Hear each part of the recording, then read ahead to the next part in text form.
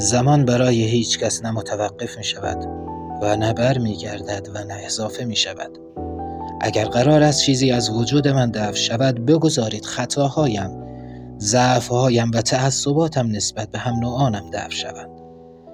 گناهانم را به شیطان و روحم را به خدا بسپارید. اگر دوست داشتید یادم کنید، عمل خیری انجام دهید و به نیازمندان کمک کنید. روزی فرا خواهد رسید که جسم من زیر پارچه‌ای سفید قرار می‌گیرد و آدم‌هایی که سخت مشغول زنده ها و مرده ها هستند از کنارم می‌گذرند.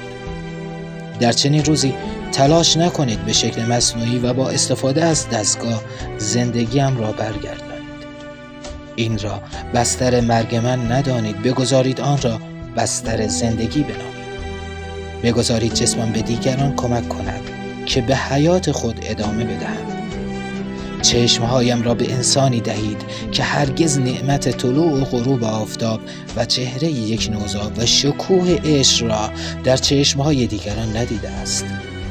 قلبم را به کسی هدیه دهید که از قلب جز خاطره دردهای پیاپی و آزاردهنده دیگر چیزی به یاد ندارد. خونم را به نوجوانی بدهید که او را از تصادف ماشین بیرون کشیدند و کمک کنید تا زنده بماند.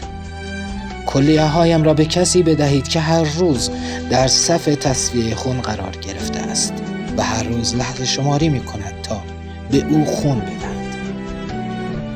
در چنین روزی تلاش کنید قدر زمان حال را بدانید که گذشته هرگز بر نمی گردد و آینده شاید نباشد.